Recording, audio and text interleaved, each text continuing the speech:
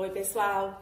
Então, vamos lá dar continuidade ao nosso estudo sobre tecido conjuntivo, né? Então, na nossa última aula, nós falamos do tecido conjuntivo propriamente dito, né? E vimos o tecido frouxo e o tecido denso. E agora nós vamos dar continuidade ao nosso estudo falando do tecido conjuntivo especial.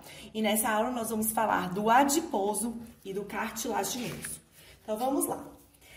Tecido conjuntivo especiais, né? Nós temos aí, então, primeiramente, o tecido adiposo, né? Quando a gente fala de tecido adiposo, a gente já lembra de gordura, né? Então, esse tecido é um tecido formado por células chamadas adipócitos.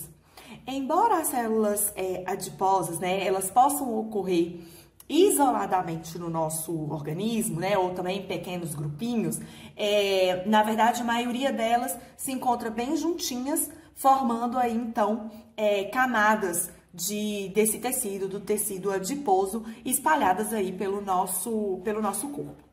Então, como característica desse tecido, nós temos aí o predomínio de células adiposas. Se vocês olharem aí nessa imagem, vocês vão ver, né, que a gente vê. Nós falamos de adipócito na aula passada, né? Nós temos aí, então, uma célula ó, que tem muita gordura, tá? Então, a gente praticamente vê só a célula mesmo nesse tecido. E é um tecido muito vascularizado e também com terminações nervosas, tá? Esse tecido, a principal função dele é ser reserva energética, tá? Então, a principal função desse tecido é funcionar como reserva energética. Então, aquelas gotas de gorduras que nós vamos ver lá no tecido adiposo, a gente vai falar daqui a pouco, é o triglicerídeo, uma reserva energética importante aí dos animais. Além disso, o tecido de gordura, o tecido adiposo, ele também faz proteção, tá? Então, vocês podem reparar aí, ó, por essa imagem, né? Essa gordura que tá em volta aí do coração é uma gordura que protege, tá? Ela protege, então, de choques mecânicos, né? E não vai estar só no coração, em outros órgãos também. A gente tem uma camadinha de gordura fazendo essa proteção. Esse tecido, ele gera calor. Nós vamos ver que nós temos um tecido que vai ter como função importante a geração de calor, tá? E, além disso, ele funciona como isolante térmico. Então, embaixo da nossa derme, embaixo da pele, né, a gente tem uma camadinha que vai funcionar como se fosse um isolante mesmo. Ela vai evitar trocas bruscas de temperatura. Então, se uma pessoa ela chega em um lugar mais quente ou um lugar mais frio, né, o corpo dela, ele vai gradativamente mudando de temperatura. E mesmo assim, né, como nós já vimos, o nosso organismo ele sempre vai tentar buscar o equilíbrio. Então, nós sempre vamos estar buscando a homeostase, sempre tentando manter o nosso corpo nessa temperatura de 36, 36,5, 37 graus. Aí, mais ou menos, tá? Então, essas são as funções desse tecido. O tecido adiposo, ele tem aí algumas variedades, né? Então, nós temos o tecido adiposo comum. E no tecido adiposo comum, nós temos a célula unilocular. Então, nós já tínhamos visto esse tecido na nossa aula passada, e essas células, elas têm uma gota de gordura que ocupa praticamente todo o citoplasma da célula, né? Quando a gente olha, se vocês olharem aí na imagem, vocês vão ver que a gota é tão grande que o núcleo, as mitocôndrias, né, as estruturas celulares, elas vão ficar na periferia da célula, ocupando um pequeno espacinho. Tá? E essa célula, então, ela funciona mesmo, né, como uma reserva energética, ela vai exercer a principal função que esse tecido ele exerce. É importante lembrar, tá escrito errado aqui, ó, localizada, vou consertar depois. É importante a gente lembrar que esse tecido, ele localiza em regiões diferentes em homens e mulheres, tá? Esse tecido, uma outra coisa também que eu queria destacar com vocês sobre ele, é que ele secreta um hormônio chamado de leptina, tá? Então, essas células, elas fabricam um hormônio chamado de leptina. E esse hormônio é o hormônio que indica saciedade. E um dos motivos da obesidade, hoje já se sabe, que é má formação desse hormônio, tá? Ou alguma mutação no gene, na receita, na informação genética para a formação desse hormônio. E hoje também existem alguns estudos mostrando que a pessoa, quanto mais cansada ela está, quanto menos oxigenado está o organismo dela, né? Quanto mais ela fica sem dormir, menos também ela fabrica leptina. E quando ela não fabrica, ela tem uma fome compulsiva, tá? Então, esse hormônio, ele é fabricado também por esse tecido, né? Por essas células unilocular. E aqui também, uma outra curiosidade, é que muitas vezes as pessoas pensam que a pessoa obesa, ela tem uma quantidade maior de adipócitos. E, na verdade, não é, tá? O volume do adipócito que é maior e não a quantidade dessas células. Então, essa gotinha de gordura, ela é maior. Essas células, elas são mais volumosas, tá? Nas pessoas mais obesas. E uma outra coisa também que é legal a gente ressaltar é que esse tecido, o tecido adiposo, ele é mais espesso também em indivíduos que vivem em climas árticos, tá? Por quê? Mais uma vez, o nosso organismo, ele sempre está tentando a homeostase, ele sempre está tentando se manter em equilíbrio. As pessoas que moram em climas muito frios, elas têm essa troca, né? Elas têm essa necessidade de manutenção do corpo mais do que as pessoas que moram, né, em locais com temperaturas mais quentes. Elas precisam fabricar mais calor para elas conseguirem manter a temperatura do corpo por volta de 36 graus. Então, elas acabam tendo esse tecido em maior quantidade, tá bom? Um outro tipo de tecido que a gente tem é o tecido adiposo pardo, tá? Esse tecido, ele tem células adiposas, mas essas células, elas são caracterizadas como multilocular. Essas células, elas têm várias, diferente dessa que é uma gotona de gordura, olha só, essa daqui tem várias gotinhas de gordura, tá?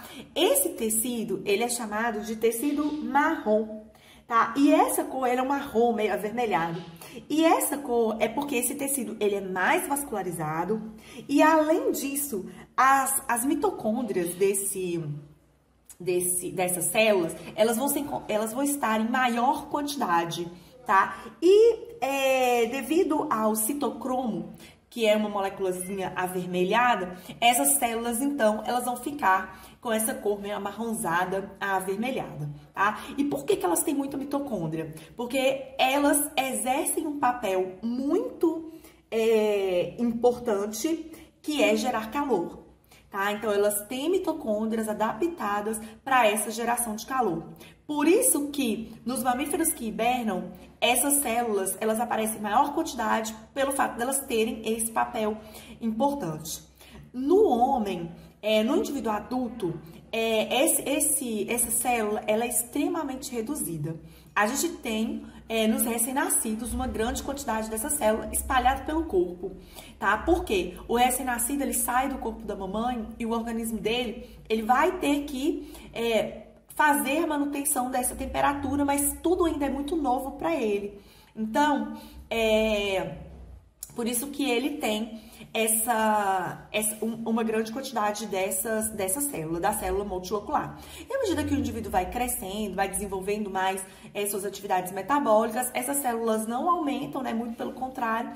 Então, nos adultos, vocês vão ver que tem livros que falam que os adultos nem têm, tá? Mas a maioria fala, na maioria da literatura a gente encontra que essas células se encontram em quantidade muito reduzida nos adultos, tá?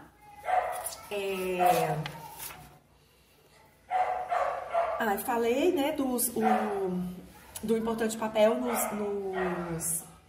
nos animais que hibernam. Bom, e eu acho que é isso de tecido adiposo, tá? A gente não pode esquecer da célula unilocular e da célula multilocular. E agora nós vamos falar, então, de tecido cartilaginoso. Bom, quando nós falamos de tecido cartilaginoso, que vem na nossa cabeça? A gente pensa